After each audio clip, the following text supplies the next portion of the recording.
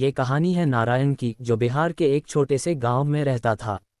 नारायण पेशे से मजदूर था और दिन रात मेहनत करके अपने परिवार का पेट पालता था। उसकी पत्नी सुनीता एक गृहिणी थी और उनके 3 बच्चे थे, बड़ा बेटा रवि, बेटी सुषमा और छोटा बेटा अमन। गांव की हालत अच्छी नहीं थी। रोजगार के मौके सीमित थे, लेकिन नारायण ने अपने बच्चों के भविष्य के लिए बड़े सपने देखे थे। वह चाहता था कि उसके बच्चे पढ़ लिख कर कुछ बड़ा करें, जो वह खुद नहीं कर पाया। नारायण हर सुबह please subscribe the channel and click on the bell icon for new stories and thank you for watching. के उठता और ईंट भट्टे पर काम करने चला जाता।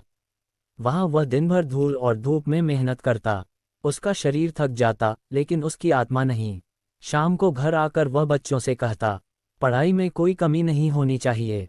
मैं तुम्हारे लिए सब कुछ करूंगा, लेकिन तुम्हें मेहनत करनी होगी।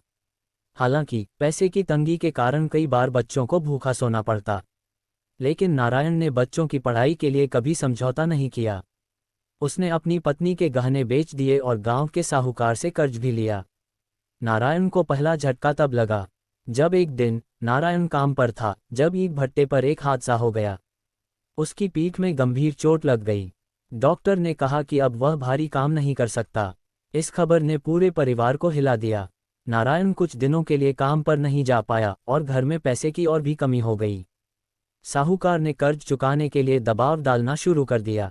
रवि, जो उस समय 16 साल का था, रवि ने कहा, बाबूजी, मैं पढ़ाई छोड़कर काम करूंगा। नारायण ने गुस्से से कहा, नहीं, मैंने अपना खून पसीना बहाया है ताकि तुम पढ़ सको। तुम्हारी पढ़ाई मेरी सबसे बड़ी पूंजी है। उसने एक नई शुरुआत की। नारायण ने गांव में ही छोटे मोटे काम करना शुरू किया। वह सब्जियां बेचने लगा और कुछ लोगों के खेतों में हल चलाने का काम किया। चोट के बावजूद उसने हिम्मत नहीं हारी। रवि ने पढ़ाई में और मेहनत करनी शुरू की। वह स्कूल में टॉप करता और गांव के टीचर उसकी तारीफ करते। सुषमा भी पढ़ाई में अच्छी थी और डॉक्टर बनने का सपना देखती थी। अमन अभी छोटा था, लेकिन नारायण का सपना था कि वह इंजीनियर बने। दूसरा झटका उसे तब लगा जब साहूकार ने नारायण को कर्ज न चुकाने पर जमीन छीनने की धमकी दी। नारायण के पास अब कोई चारा नहीं था। उसने गांव छोड़कर शहर जाने का फैसला किया। शहर में उसने एक निर्माण स्थल पर काम करना शुरू किया। ये काम बेहद मुश्किल था, लेकिन नारायण ने बच्चों के भविष्य के लिए हर कठिनाई सहन की। बच्चों की मेहनत का फल तब मिला जब रवि ने 12वीं में टॉप किया और उसे एक अच्छे कॉलेज में पढ़ाई का मौका मिला। नारायण ने अपने पेट काटकर उसकी फीस भरी। सुषमा ने मेडिकल कॉलेज का एंट्रेंस पास कर लिया। नारायण को अपने बच्चों पर गर्व था, लेकिन अमन के लिए उसकी जिम्मेदारी अभी खत्म नहीं हुई थी। अमन ने भी अपनी पढ़ाई में मेहनत की और इंजीनियरिंग कॉलेज में दाखिला ले लिया। कुछ साल बाद रवि एक बड़ी कंपनी में मैनेजर बन गया। उसने अपने पहले वेतन से नारायण का सारा कर्ज चुका दिया। सुषमा डॉक्टर बनकर गरीबों की सेवा करने लगी। अमन ने भी एक मल्टीनेशनल कंपनी में नौकरी पाली। नारायण ने बच्चों की सफलता देखकर चैन की सांस ली। उसने अपने बच्चों से कहा, मेरे जीवन का सबसे बड़ा सपना अब पूरा हो गया है।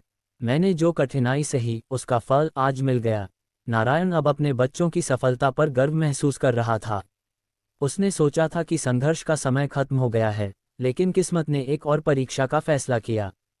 रवि ने जहां कंपनी में अच्छी नौकरी पाई थी, वहीं उसके साथियों ने उसे अनैतिक कामों में फंसाने की कोशिश की। रवि को एक बड़े प्रोजेक्ट का हिस्सा बनाया गया, लेकिन उसके वरिष्ठ अधिकारी उस प्रोजेक्ट के पैसे में हेराफेरी कर रहे थे। एक दिन रवि ने अपने पिता से कहा, बाबूजी, मैं इस कंपनी में ईमानदारी से काम करना चाहता हूं, लेकिन यहाँ के लोग मुझे झूठे आरोप में फंसा सकते हैं। क्या मैं इस्तीफा दे दूं?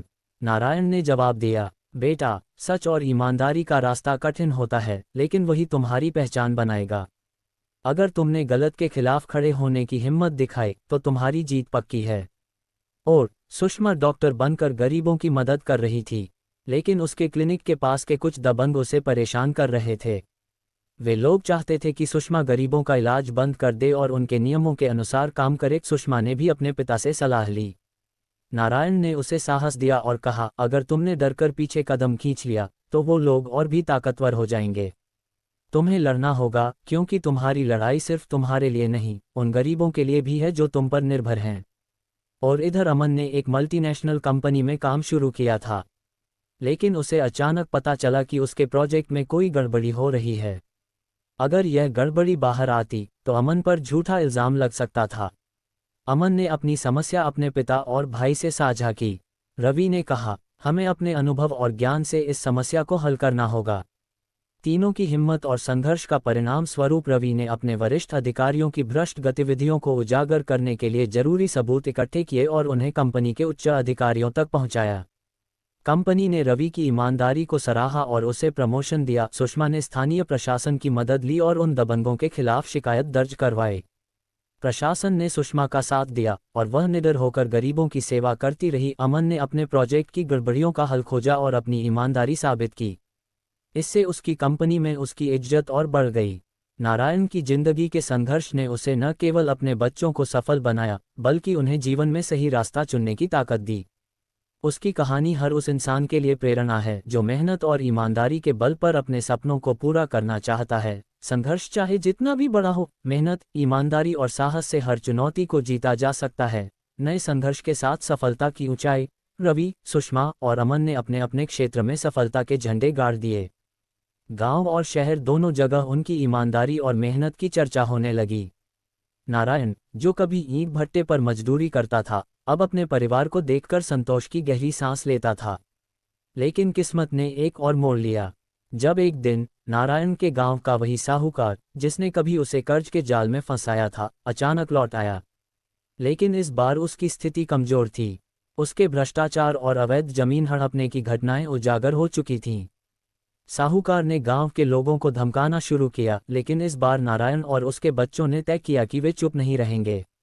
रवि ने गांव वालों के साथ मिलकर प्रशासन से शिकायत की। सुषमा ने गांव के लोगों को स्वास्थ्य सेवाएं दी और उन्हें संगठित किया। अमन ने अपने तकनीकी ज्ञान से साहूकार की धोखाधड़ी के सबूत इकट्ठा किए। साहूकार को कानून के शिकंजे में फंसा दिया गया और उसकी जमीन गांव के गरीब किसानों में बांट दी गई। उसके बाद गांव में नई शुरुआत। नारायण के परिवार ने गांव में एक स्कूल और एक क्लिनिक बनवाया। इस स्कूल में गरीब बच्चों को मुफ्त शिक्षा दी जाने लगी। सुषमा के क्लिनिक ने गांव के लोगों के इलाज की जिम्मेदारी उठाई। रवि ने गांव के युवाओं को नौकरी दिलाने में मदद की और अमन ने गांव में तकनीकी प्रशिक्षण केंद्र शुरू किया। और नारायण का सपना पूरा हुआ। एक दिन गांव में एक बड़ा सम्मान समारोह आयोजित किया गया। नारायण को गांव का सबसे आदरणीय व्यक्ति घोषित किया गया। जब उन्होंने मंच पर जाकर बोलना शुरू किया तो उनकी आंखों में आंसू थे। उन्होंने कहा, मैंने कभी नहीं सोचा था कि मेरी जिंदगी का इतना बड़ा फल मिलेगा। मैंने जो संघर्ष किया वो सिर्फ अपने बच्चों के लिए था, लेकिन आज मेरे बच्चे सिर्फ मेरे नहीं, इस पूरे गांव का गर्व बन गए हैं। यही मेरी सबसे बड़ी जीत है। कहानी का संदेश। नारायण की मेहनत और बच्चों की ईमानदारी ने यह साबित किया कि मेहनत, संघर्ष और सही मूल्य कभी व्यर्थ नहीं जाते। ये कहानी उन सभी के लिए प्रेरणा है जो कठिनाइयों से डरकर अपने सपनों को छोड़ देते हैं। जिंदगी की सबसे बड़ी दौलत मेहनत और ईमानदारी है।